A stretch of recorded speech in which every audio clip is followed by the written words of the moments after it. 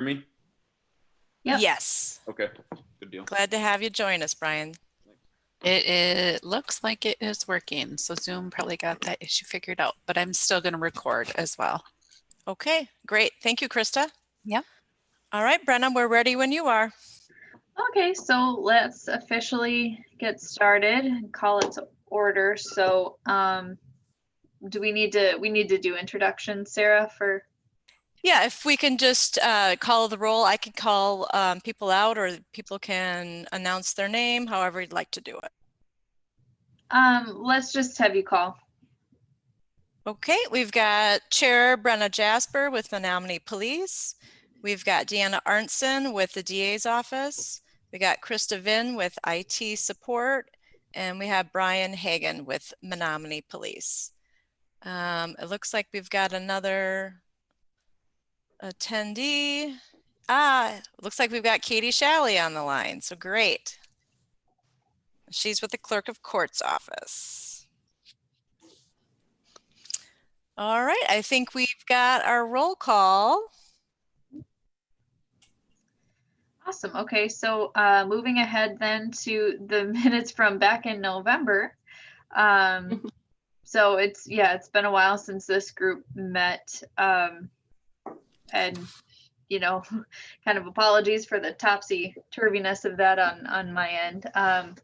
But Sarah had attached those to the last email. Any thoughts or concerns with that?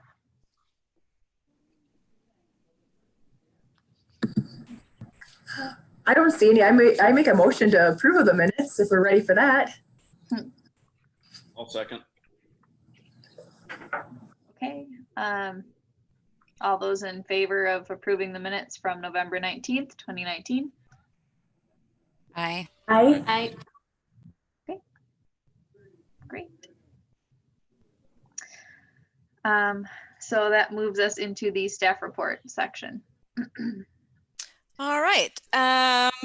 Briefly, I guess as far as the CJCC is concerned in our work groups, we have kind of started to regroup with the work group. So this is the first meeting of our communications work group in some time. So it's nice to see folks again. It's been a while. We have started the other work groups up and running as well. So some of them have been meeting several months, like our data work group. Others are just getting up and running, like stepping up. We'll be meeting tomorrow for the first time in some time. The executive for the CJCC asked us to take a look at the goals and activities that we had charted out earlier in the year to see really what is feasible and what is not feasible for this year. So we're going to be talking about that a little bit later. It's on the agenda. And then as we have been getting back together, some of the work groups have identified some tasks possibly for us to work on.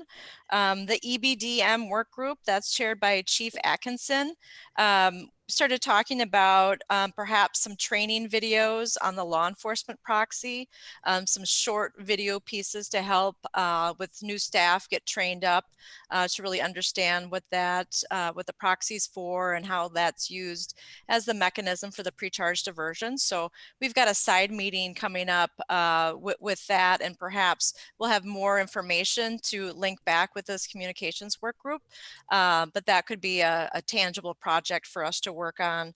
And then likewise, the DEC work group, the Drug Endangered Children work group, that group got started up again, and we were talking about some public service announcements.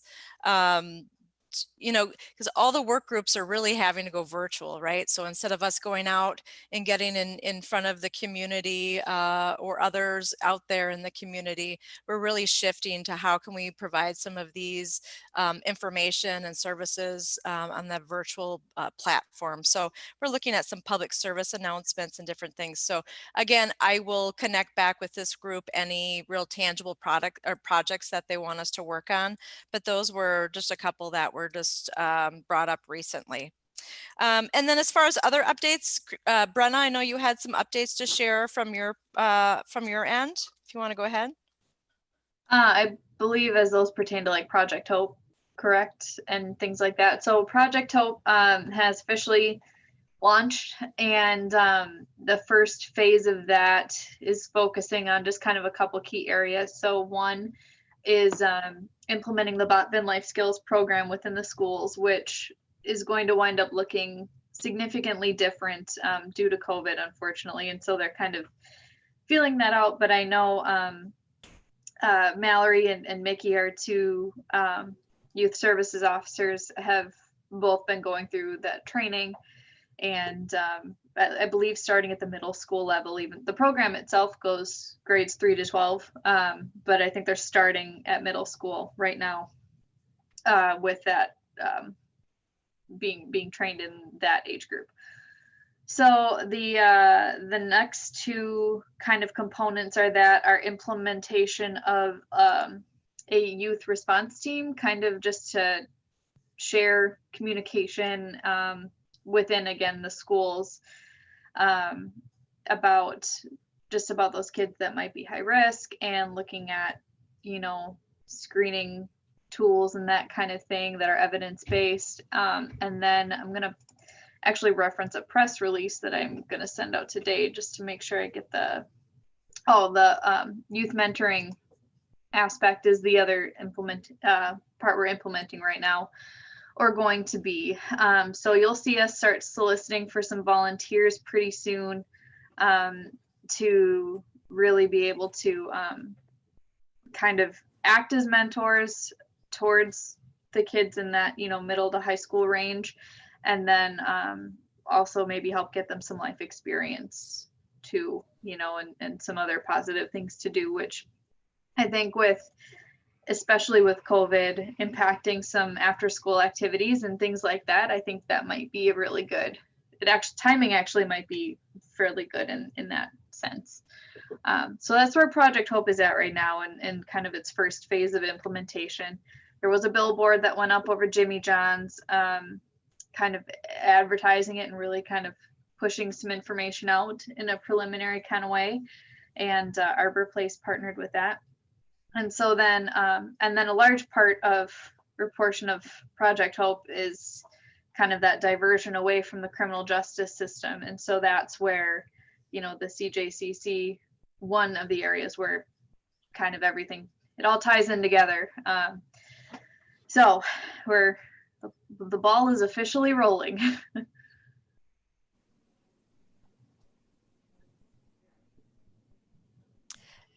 Great. Thanks for that update, Brenna. What about the youth event that's typically held in August, the National Night Out?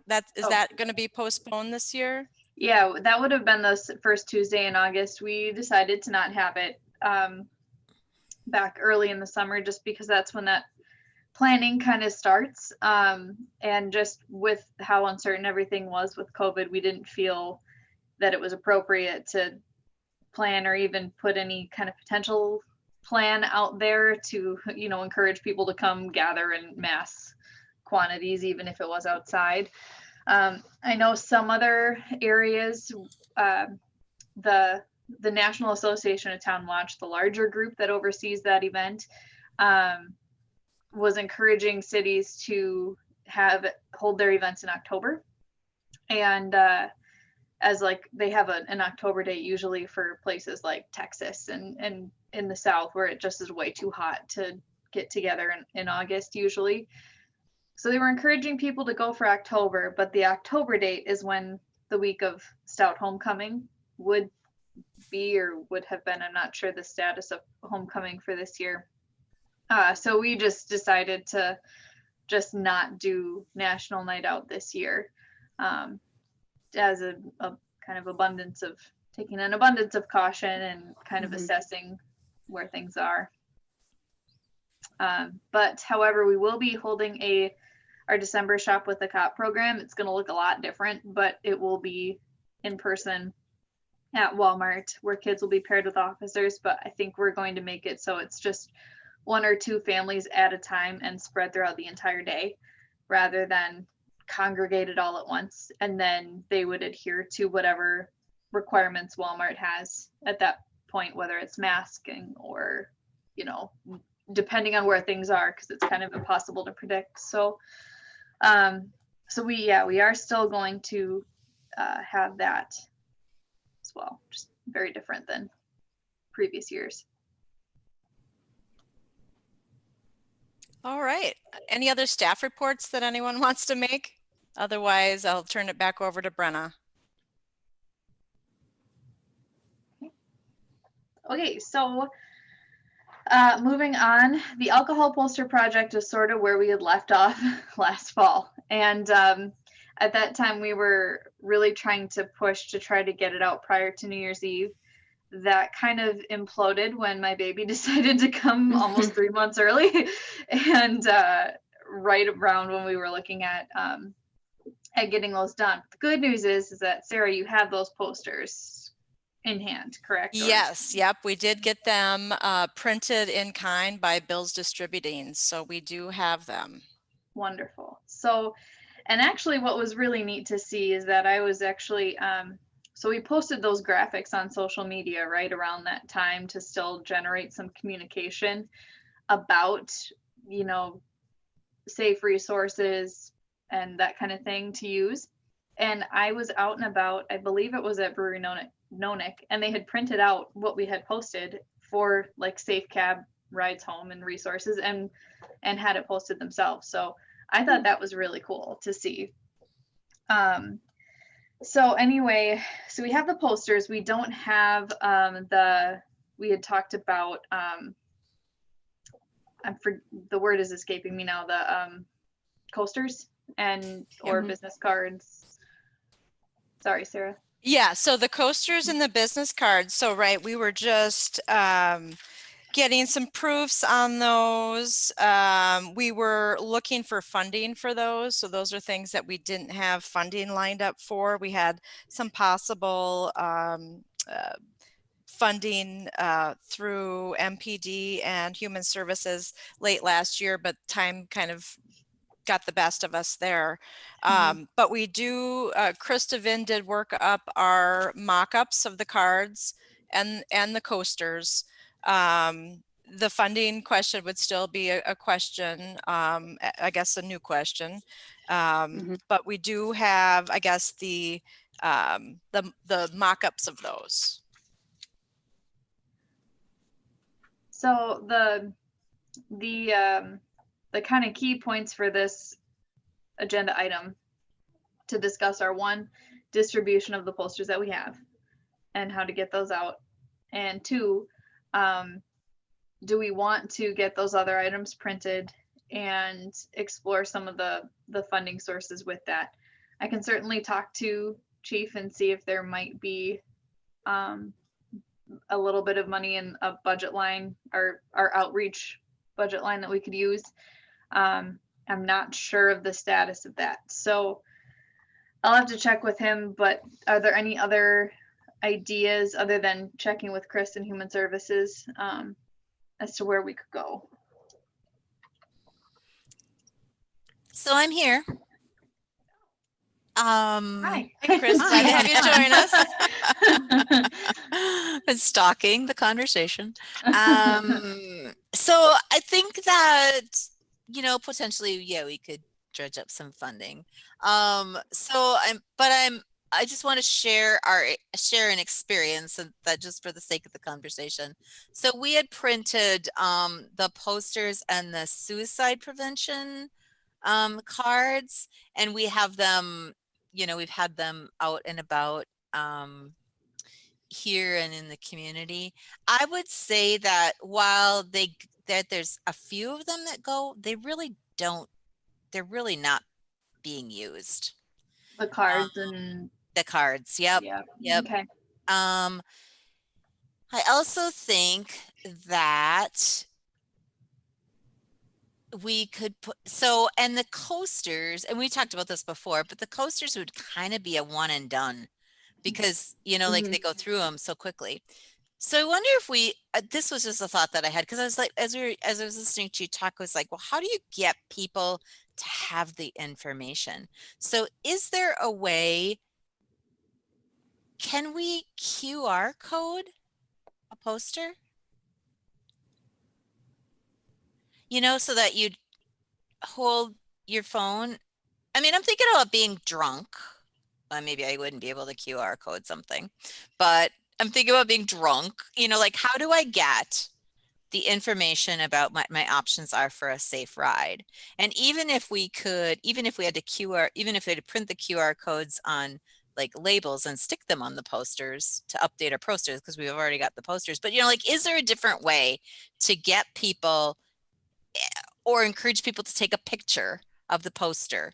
So they've got the, you know, like, how do you get that so it's readily available? I mean, I know I use my camera on my phone all the time to take pictures of things that I want to remember.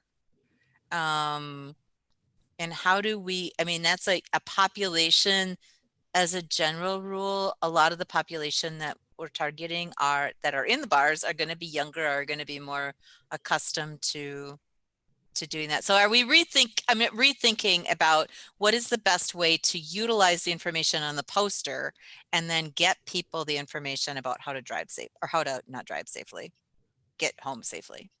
Well, I can store the same poster online and then, like you said, print out a QR code that you can stick on it. So, I mean, I could do that. So not only do they look at the poster, they do the QR code and it'll take them to the poster online. Mm-hmm. Mm-hmm. So yes, Yeah, I can that'd be a good way to do it. Yeah. Yeah, that makes more sense to me than, you know, printing off a bunch of things that either might be just used one time and who knows if they will actually use it as intended, or cards that people will take and then might forget about or what have you. I'm gonna sneeze. Well, then it's here. also a way that you don't have to leave it with the bartenders. The bartenders can say, go to that poster over there and there's the information on, you know, like the information. There's a way to direct people to the information, and we don't have to worry about restocking. Just the labor involved in getting that information, keeping that information readily available. So Krista, you had said basically you can make a QR code like sticker. Is that what you were kind of getting at? Well, Chris Corporal, yeah, she mentioned creating the sticker that we can just put on the pre-existing posters. So, I mean, I can give you the QR code and, you know, you can put it on any sort of label. Okay. I would just need to know kind of what size you're thinking for the QR code. Yeah, I mean, we'd have to hand relabel the posters, but that would take.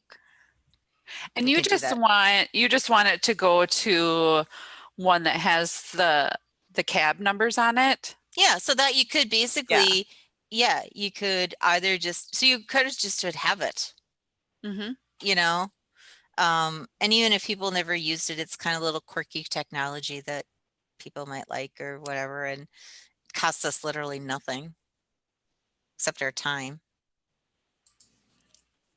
I like it. I think it's actually a smarter plan. I think so too. Yeah, I like that. And we can publish it.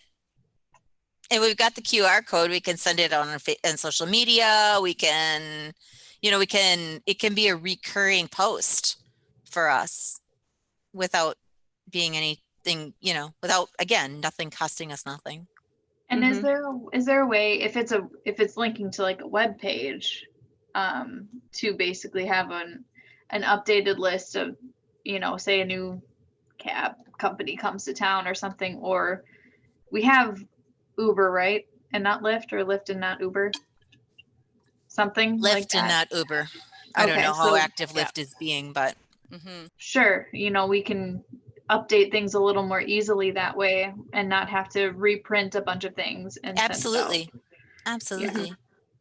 Yeah, because in a bar things go out and they sit, and then 3 months later somebody takes them down and then they never go back up. This is something we could continue to push and generate. We could get the first out in print, but we could continue to send the message out in terms of reusable content, both at the Sheriff's Department, the PD, and the county's Facebook pages.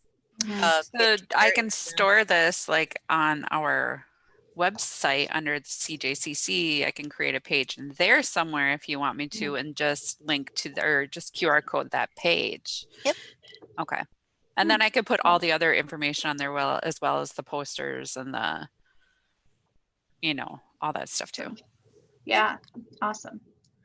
So do we need an official motion to like take action in this way, Sarah, or is that good? No, I think it's whatever you're comfortable with. It's whatever the group decides. So we're doing the Okay. work. So Group, how do we feel? Do we feel good with that? Okay. Thumbs up, good. All right, so we'll have that as kind of our pivot plan. So Krista, if you can kind of make that landing page, and then as far as like having stickers printed with the QR code, would a typical regular printing company be able to take care of that, or how does that? You can order little logo size stickers from Staples and print them We off. just run them ourselves. Yeah. Yep. Oh, cool. Okay. Yeah, so let's do that then. That's so handy. I know. How many posters do we have? thinking it's 200 maybe. I think it's at least Okay. we got at least 160, if not more. There's enough for each establishment to have two, was the Okay. intent. Yeah, so it'd be 164. Maybe All right, this is so- something. Oh, I was Oh. to say, go ahead, Diana. Sorry. Maybe this is something we look at in the future, but with the QR codes, I know it'd probably be a lot more as far as quantity. If it'd be something that bars and restaurants would be willing to put right directly on their drink menus, on the back, maybe even. Oh, look That's at you handy. go, girl. Okay, that's yeah, I like it. Let's Or like on the door or like on the door, you know, like as you're walking out, like there's a Mhm. sticker that's got the QR code for Safe Ride Home. Mm-hmm. you know, yeah, let's think on that a little bit, because I like where you're going Mm-hmm. with that. And I'm thinking back to when I was with Main Street and we would do ladies' night out events when it was like, not that but it was like a different, they had a different marketing approach then than they do now, Mhm. with their like rebranding process. And a big piece of that was having little slips that they would put in, the restaurants would put in the little kind of folder thing with your Yeah. receipt, and people went through those like crazy. There were some, like if you'd have a stack by the register, maybe people would take a couple, but if you put it in with the receipt, people would take a ton. Mm-hmm. And so even I wonder if people would be willing to either the drink menu or have like something that they would just stay in the little book that maybe people wouldn't necessarily take, but could be Maybe they inside. 'Cause Put it people are- on the book that your bill comes Yeah. Right. in it. And then Mhm. as you're paying your bill, you can see that, scan it. Right. Yeah. Yeah. That might be something to explore for the future. Before Yeah. doing that, I think we should gauge how the posters go over and like who might Mhm. be interested in having that, rather than just, having a lot out the gate. But that might be a good next step.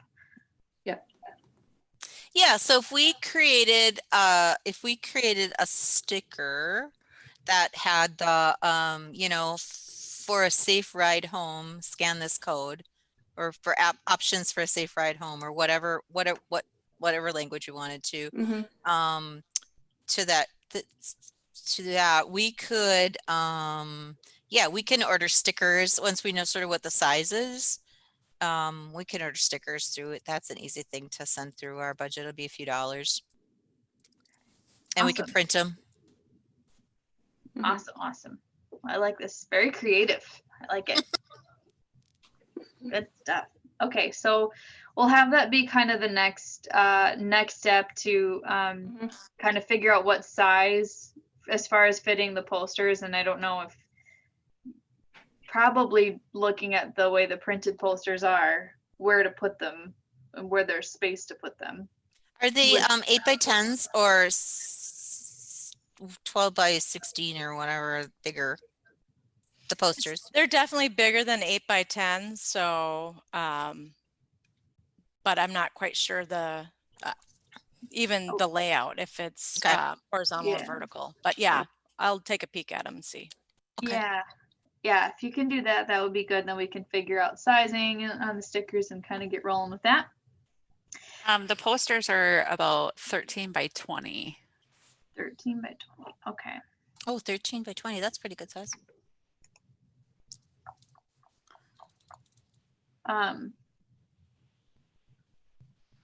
Here, I'm going to, Sarah, do you have the design saved, or I can try and pull it up here? I would need to dig it up. I've got it up. I can share my screen. Hold on. Great. Perfect.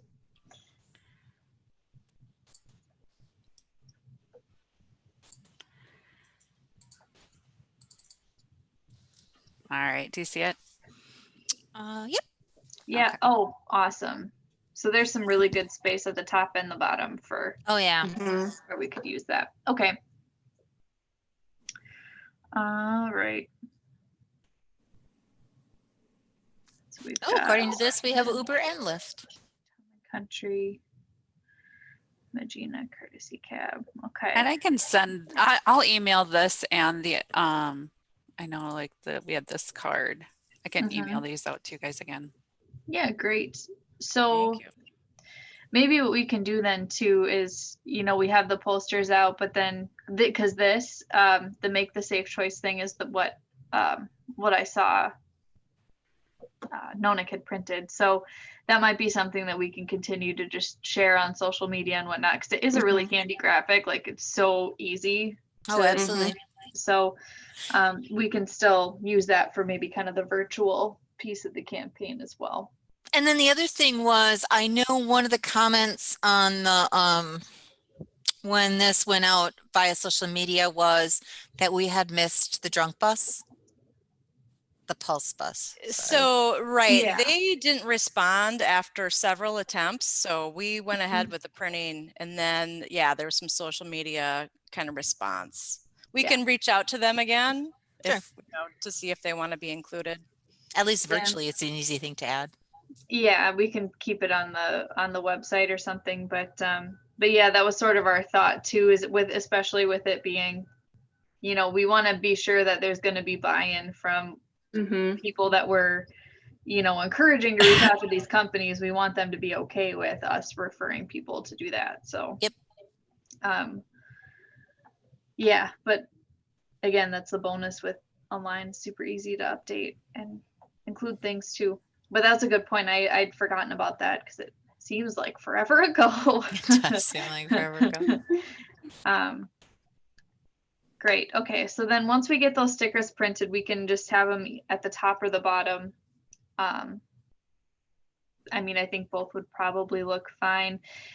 The bottom maybe seems a little bit more like your eye's going to go there after kind of taking it in. Like, yeah, right around where Krista's mouse is kind of hovering. That's just my thought though. How much space is that? So that would give you an idea, Krista, about how big of a code that you can print. I'm sure I could do like a 1x1. I could send you the size for that. Okay. I think that should be plenty big. Okay. Yeah, I can measure the actual posters as well. They're in my office to see how much space we have. Great. Okay. So, yeah, Sarah, if you can measure the posters, but we can tentatively plan for a 1x1, and then Krista can generate that. We'll get the stickers printed. And what would we like it to say for safe ride? About options for a safe ride home? Yeah, because I like that, because it's not saying it's necessarily an all-inclusive list, but like, here's a few things, and then and then they can choose. Good. Okay. So then once we get that sorted out, we'll talk distribution. I'm kind of just thinking if we kind of come up with a list, and I mean, I'm like, for example, I'm on the downtown board. So I can certainly try to get it out to the downtown and some other businesses that I have a connection with, but like say out in Boyceville, I don't know anybody there. So it might be nice to have a little bit of that personal connection when it comes to distribution, if possible, if people have them. So yeah, so we can discuss that then maybe once we get these all packaged and prepped and ready to go, if that works. Okay. Hate to get arrested for an OWI driving around with my dropping off my Your how to post. get a safe ride home poster. Yeah. There'd be some irony there. But, There would be some irony, yeah. But yeah, just call a cab. Exactly. Okay, so just gonna pull up the agenda here again.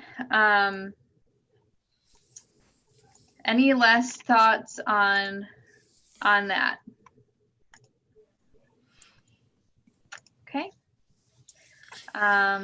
So the next piece would be to review the work group goals and activities for 2020. Sarah touched on this a little bit with what the exec had kind of thought. So Sarah, do you want to review that really quickly, kind of what came from that meeting? Sure. Yeah. Talking with the executive of the CJCC about expectations for the work group was really let's kind of reconvene the work groups, take a look at the goals and objectives that we had set out earlier this year, and kind of reevaluate what we're able to move ahead on, and maybe what we need to table for a time when COVID isn't impacting us as much. But I'll just briefly update the group on the 4 objectives that were passed earlier this year by the CJCC in February. For the communications work group, it was plan 1 to 2 community forums on CJCC activities. So last year we did a couple of forums. They were really focused on drugs, alcohol, and mental health. We were just looking to get 1 to 2 forums this year. We weren't specific on the topic per se, but just wanted to get those community forums out there again. The second objective was to update and publish the CJCC Master Playbook annually. And that's something that essentially the annual report of the CJCC is the updated version. So it's pretty much that is up to date. We do need to publish it though. Number 3, coordinated public relations messaging. So that's really a carryover from last year's activities where we're really trying to uniformly get out some messages on our Facebook and other social media platforms. And then the 4th was to explore communication tools to inform and engage stakeholders, agency staff, and cross work group collaboration participation. So MailChimp is an example of one of those platforms. So just really more of a online platform to kind of help keep everything up to date and people in connection and collaboration. So those were the 4 goals and activities that we had approved earlier in the year for this work group. So jumping off of that, the forums are obviously little different due to COVID. So my initial thought is that we can still aim to have one before the end of the year. I think 2 would be a little bit oversaturation. And I think for that forum, we should give it some time because right now there's so much focus on the schools and COVID and what's going on that I think it would get drowned out if we would try to hold something like that. So I really think maybe shooting for like an October forum timeframe, if there's interest to do it, and we could do it virtually. I just was a part of a forum about schools and COVID and reopening that was pretty successful between multiple agencies. It seemed to go pretty smoothly, and it involved having representatives from Stout, the school district of Menominee, and CBTC.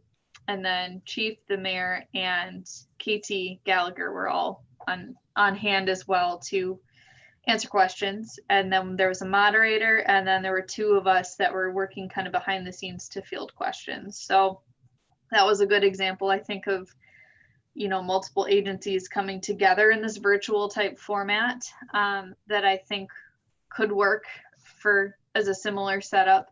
If that's something, if there still is interest in having some town halls from the larger group as well. So I just want to throw that out there. I don't think we totally have to, you know, we just have to pivot a little bit on that point. I don't think we have to necessarily scrap that idea just because of COVID. So as a topic, a potential topic, I wonder if we could fold in our poster efforts and our OWI data crunching, because that stuff, both the stuff that we did last year on the criminal OWIs, as well as the current stuff that we're crunching about OWIs, and then just talk about like OWI, you know, like sort of the law, changes in the law, because now on the 5th and 6th, is it, that's mandatory prison time. I mean, like, just like, I think we could get, I know that Judge Peterson has some passion about this issue. I think it's a terrible way to say this, but I think it's kind of sexy. You know, people are interested in OWIs because it's sort of one of those crimes that sort of many people get, and I realize it's not a crime unless it's a criminal one, but I mean, you know, it's like it's a offense that people can relate to, I guess, if you want to say it that way. That sounds terrible, but anyway, I just wonder if we could, if we've identified an OWI, drinking and driving, as an issue to focus for some focus of the CJCC, would seem like a relatively easy and somewhat interesting topic for a forum. Yeah, that makes sense to me, especially if we would do it in kind of that November time frame too, because that also gets ahead of the holidays, like we were talking about last year. And then, you know, the other thing too with these, we could make it a more coordinated campaign with distributing these posters and then having a town hall to speak to that too. So it's sort of a unveiling of sorts. If there would be support from the greater group about focusing on OWIs, which I imagine there would be, because that was, you know, came from the exec. So Sarah, would you want to put a feeler out there as to what their thoughts would be? Because we would need some kind of representation across the full, you know, span of things. But I like that, kind of keeping the focus on that, and then tying in our other efforts with that too. I like it too. Plus it helps us lift that topic that we're spending a lot of time talking about and looking at the data, and we're seeing it drive our crime rates. There's a lot of OWIs. There's more, you know, with the drug driving. So I like the idea. So yes, I will connect back with the executive on that. And I know when we set out and made the goals at the beginning of the year, most of the leaders were very open and receptive to participating. So I'll connect back. Awesome. Great. Yeah, I mean, if you think about it from a law enforcement and an enforcement perspective, you think about it from a prosecution experience from on the prosecution side. If you think about it from a treatment focus, I mean, I think there's a bunch of different lenses that you could pretty easily look through. Yeah, and so for this other kind of multi-agency town hall that we had done, we basically had a similar setup actually to our CJCC town halls previously, where each person got the chance to speak for a couple minutes to whatever their kind of key points were. And then there were questions that were pre-submitted And then also some questions submitted live too that we then fielded out to the group. So it might be a good idea also to have, if this is something the group wants to do, have a representative from, say, Arbor Place or somewhere out there as well to talk about, how we work together, like speak from their perspective on things too. Mhm. So, Well, and I don't think that, that'd be good. I would guess that much of the public doesn't recognize that an OWI and the subsequent forfeitures and fees are not the only consequence, that they have to have a driver safety plan, that if that involves them continuing in some form of treatment, they have to satisfy that. I mean, that there are other obligations to potentially to an OWI than just having to pay your money and getting your insurance canceled. Yeah, for sure. Okay, so I think that's a good plan. So yeah, Sarah, if you can do some checking, and then on their thoughts on that topic, and then for a ballpark of end of October, early November, that would be great. You spoke to the master playbook. So the coordinated PR messaging, we really didn't have a calendar that we were working off for this year, just with everything that has happened. But I think just between, I know kind of informally it has happened, so to speak. So like if there's something from the county page that pertains to us, we share it to that PD page. And I know Krista shares our stuff to the county page as well, and vice versa. So if we want to talk about some coordinated things to really push beyond the OWI stuff that we'll have out there for these last few months, we certainly can put something out there. I just actually pulled our thing from last year because I had it on my wall, and it looks like September's National Drug Addiction and Recovery Month and Jury Awareness Month. October's National Mental Illness Awareness Month. November is Child Safety Protection Month and National Hunger and Homelessness Awareness Week, which ties in with Food for Fines for us. Just And what then- exactly is Jury Awareness Day month?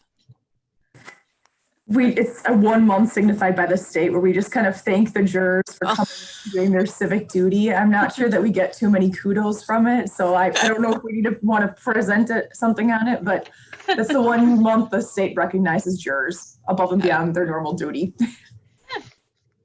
Nice thing. Well, I do know that out of our family treatment court meeting the other day, we've got our first family treatment court graduation coming up here in the next few weeks. And we really wanted to do some push around, not necessarily the people, the particular, but just the fact that the program's been up and running for over a year. We have our first graduations, blah, blah, blah, blah, blah. That would be awesome. And then maybe a little bit about like what goes into completing that program, because I think the average person wouldn't know like the amount of work and from the family perspective too. But yeah, that would be a really good one to put out there.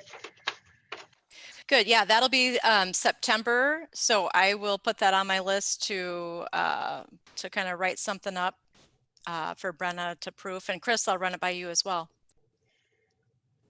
So Sarah, could you maybe just pull, if you have it saved, like last year's calendar, and from September on basically, and then add the family treatment court graduation to the calendar, and then that way we can just all sort of be on the same page.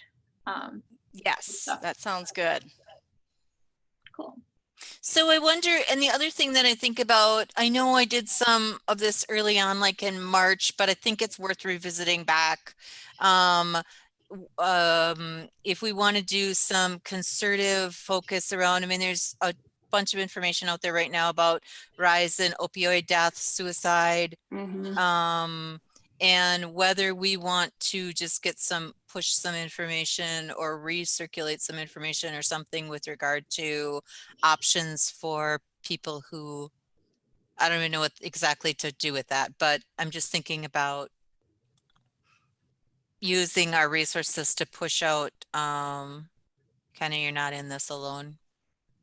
I think that would be good, especially with Yeah. COVID and especially with winter coming up and, Yep. you know, there's always the perspective of potential for a second shutdown that's kind of looming still. So I think it's just good information to put out in the best of cases, let alone when you're in the situation that the world is in right now. I can throw something together. Awesome. Great. Awesome. And then it looks like December is National Impaired Driving Month or Driving Prevention Month too. So, you know, especially if we have the town hall and the posters that we kind of keyed into the month before, that would be a good opportunity to reshare it and remind people. Yeah, I'm a big fan of resharing stuff after you put it out there too, because it just, yeah, there's nothing wrong with that. Absolutely nothing. Reminding people. So yeah, if Sarah, you can kind of put just add those updates and then send them out, that would be great. We can all stay on the same page. And then exploring communication tools, we sort of have talked about that. I think the QR code is a communication tool that we're implementing to engage with the public. And then adding the CJCC, adding that to the CJCC page, those resources. And then the cross work group collaboration piece, I think, Sarah, is a little bit what you touched on with EBDM and DEC. So as far as DEC goes, I mean, we can certainly work with those groups to get some communication going. I would just ask that DEC have as far as PSA goes, a pretty good idea of what they're wanting, the information they're wanting to get out, who they're wanting to get it to, what that, you know, successfully would look like to them. Because if they leave that up to us as a separate group, it's not really authentic. You know, it should come from them and be the information that they want to get out there. So just encouraging them to kind of brainstorm in that way. All right, sounds good. Yeah. Actually, too, if that winds up being an agenda item, would you mind? I'll just keep an eye out for the agendas as they come up and try and hop on the meeting too. Okay. And I'll connect with you too. Okay, sounds good. Sounds good. Am I missing anything? Do you think? And then I guess I would just add that I have been kind of just jotting down some of these kind of online platforms as I've been getting different information. So I don't think we're ready to really move on those, but just kind of exploring the different tools that might help us just give updates, work group updates, and kind of share information a little bit more seamlessly than emails or going to kind of that website to pull it down. So I'll just continue to, and I just encourage others, if you do see kind of a platform that helps people share information a little bit easier, just to send it my way, just so I can look more into it. And I know it's not like the be all end all and there are probably better solutions, but I do like Google Drive as far as like, you know, say you'd want to keep a copy of the master playbook there for people to browse. You could make it so that anybody with the link to view it can go in and check it out, and either if you have it uploaded as a PDF, just view it, or you know, make changes if you had it uploaded as a document, that kind of thing. I'm sure there are better options out there, but that's just where I tend to go when it comes to sharing documents and information with people. So, okay, well, we have a couple of really good, I think, starting points on some of these initiatives coming up. So I'd like to meet next month if possible, especially with that QR code and whatnot, and talking about the town hall and getting some feedback there. So does this day time work for people mostly, or what are your schedules like?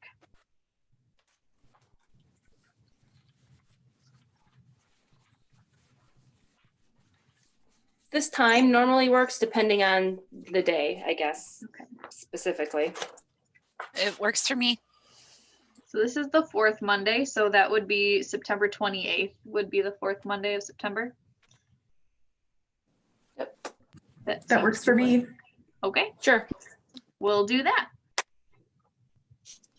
Great. I'll send out a calendar invite. Fantastic. All right, if there aren't any other comments, we can adjourn. Thank you. Right. Thanks. Thanks. All right. Thank you. Thanks. I'm excited. Have a good day.